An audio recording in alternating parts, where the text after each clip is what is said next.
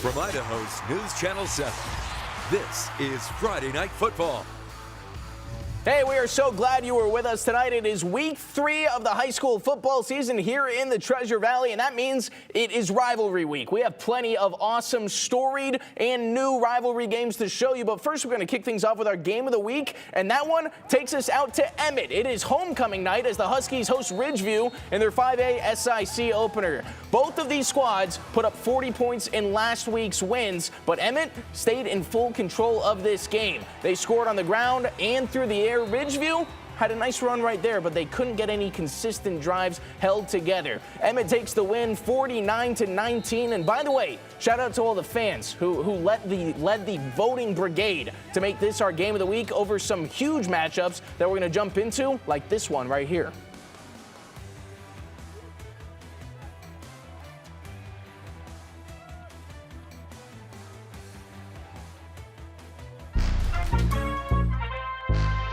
Oh man, he's been balling, man. We're super excited to have him. We're glad he transferred from Timberline for sure, man. He's worked hard. He's shown he can be a leader. He's shown he's vocal. So we're super excited for him this year. Austin has all the skill sets you wanted, the running skills, the throwing skills. He's shown great growth and leadership and competitive spirit, which is something that he had to do coming in. I trust him making good throws and good reads, and I know he's smart, and he is very fast, I can tell you that much. So I think he's a great fit for us.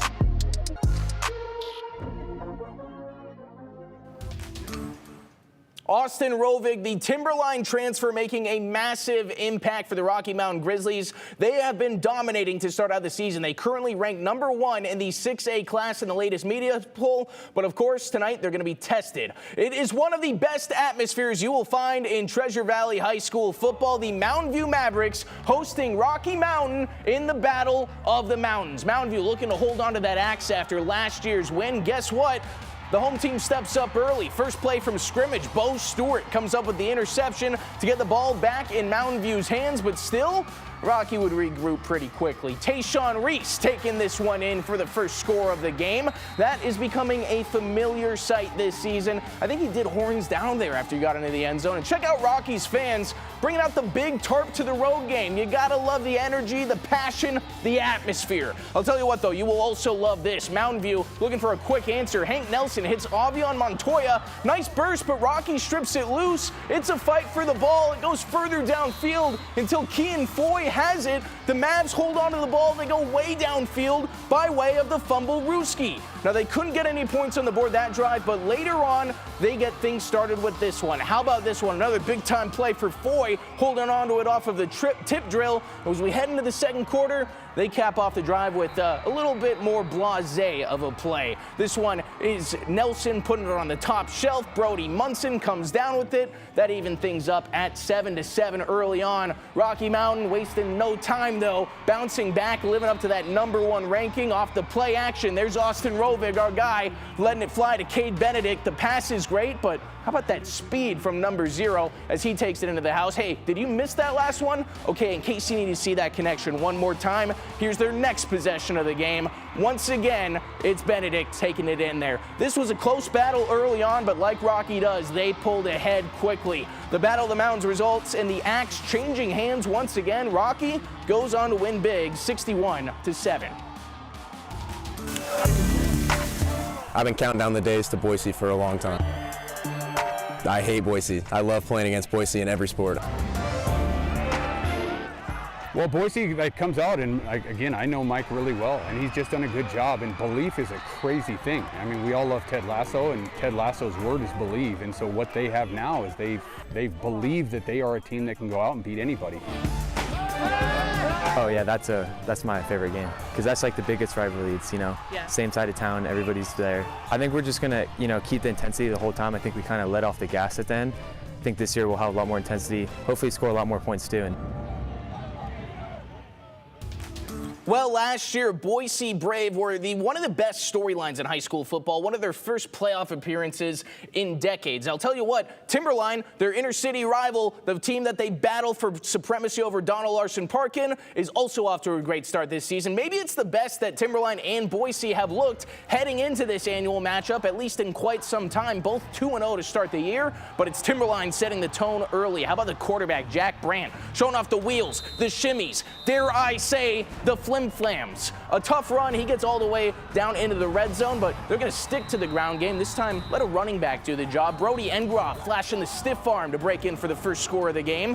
But later on, the Brave get some nice momentum. We've seen it a lot. This one comes on the punt return. Something about Boise High always seems to be great on special teams. Tonight is no exception. Eli Rich, the junior playmaker, dips into his bag of moves to set the Brave up with some great field position. From there, it's through the air. Trevor Schoolfield puts it on a dime for his wide receiver, Will Gebert. He's all alone to trot into the end zone. This one got real close, but in the end, it's Boise holding on to the momentum. They take down Timberline 28-19.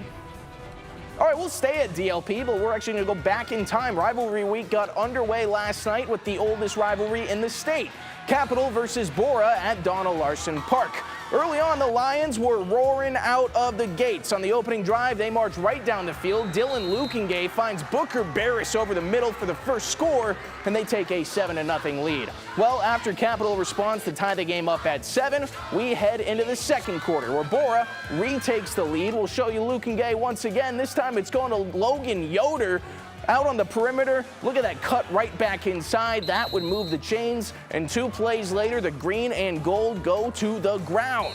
Hendricks Castro gets right behind the big man, Brendan Early, follows him all the way into the end zone. That made it 14-7. All right, I want to show you a little bit of defense now. We have a question for you. Which Lion wants to rock the turnover chain? Look at it right there. You love that. The answer was Colton Polsty. The junior picks off the screen pass and takes it into midfield. For the 6th time in their last 7 meetings, Borah is going to get bragging rights in this one. They take down Capital 38-21.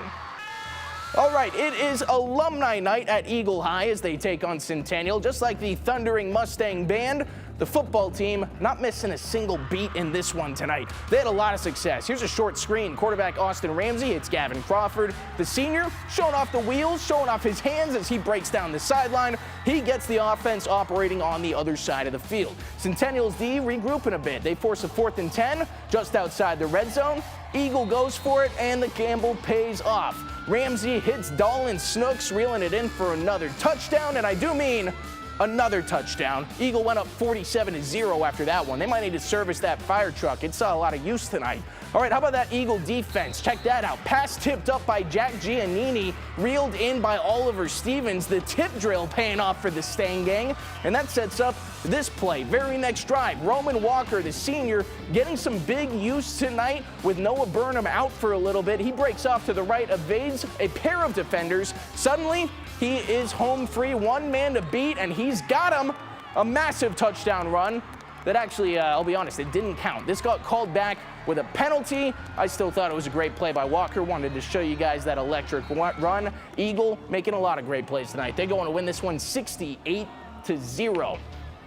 All right, we head over to Owyhee High School. The Storm taking on Meridian tonight, a team that's been good for a while, and Owyhee on the rise for sure. Both teams having no problem putting points on the board. Tough running and penalties helping the Storm out on this drive. An incomplete pass here to wide receiver Aiden Joy would result in a defensive pass interference, so shortly after, Owyhee caps things off. Fake handoff, keeper for Nathan Keith, who even faked out our cameraman. That's how quick he was moving. Now for the Warriors, they were led on offense by a heavy rushing attack tonight. Quarterback Zeke Martinez doing everything he can to keep Meridian in a back and forth game, but ultimately it is the Storm coming up with a massive one, advancing to 3-0 on the season after taking Meridian down 35-19. All right, let's jump over east. All fireworks in the sky when our friends from Twin Falls arrived, but not for their team. It was for our team. And it was actually for Military Appreciation Night. But check this out. Homedale up 40-0 at halftime.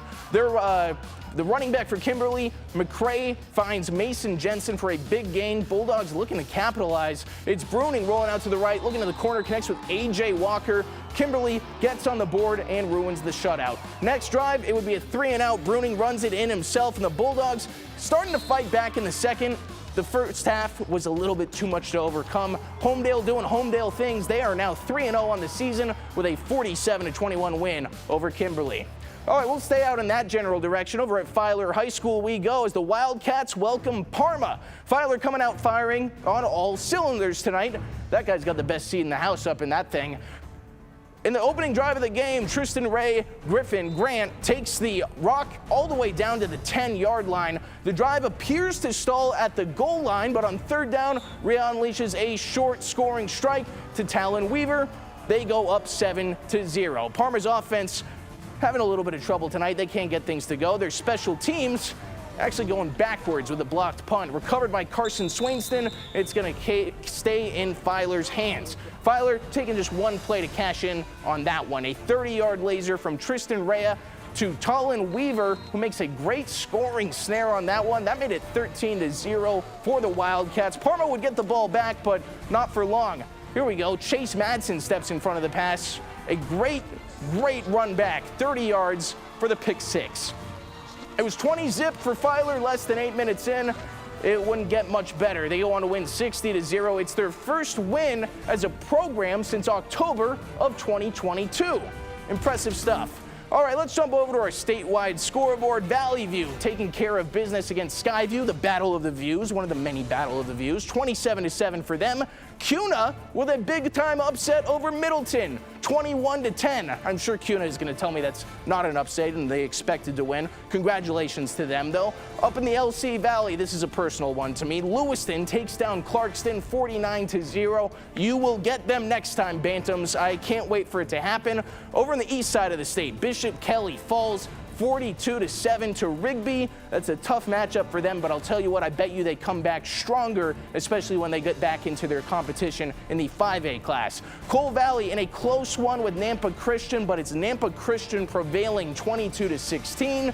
Weezer with a big-time win tonight over Melba, 66-22. And finally, Nampa beat Columbia 41-13. We were at the game. We have the highlights. We were experiencing some technical difficulties getting that one on the air for you tonight, but we will have them this weekend. You can expect to see them on Sunday Sports Extra. Now remember, you can check out all the scores from tonight on the KTVB.com and the KTVB app. Thanks so much for joining us. We unfortunately don't have Bronco Roundup game day for you tomorrow, but you can watch the Yotes and the Vandals. Both of them are in action. Should be some great games. I, of course, want to give a shout out to our tremendous crew. Of course, it was Eagle Alumni Night. We have two great Eagle alumni in Zach Armstrong and Danny Alsop. I thought tonight they were going to finally unveil the Danny and Zach statue. Maybe that's on the way later. And a big shout out to our photographers. Austin Boyd, the newest photographer in our team, has been doing a great job and contributing some big time highlights for Friday Night Football. We also got to give a shout out to two newcomers. Their producers, Carson Cloud and Kaylin Lechner, have both been stepping up and doing great things for us. And we couldn't do it without them. We couldn't do it without you. Thanks so much for tuning in, and we will see you next time on Week 4. Finally, Jay Tust will be back. Thanks so much for watching tonight.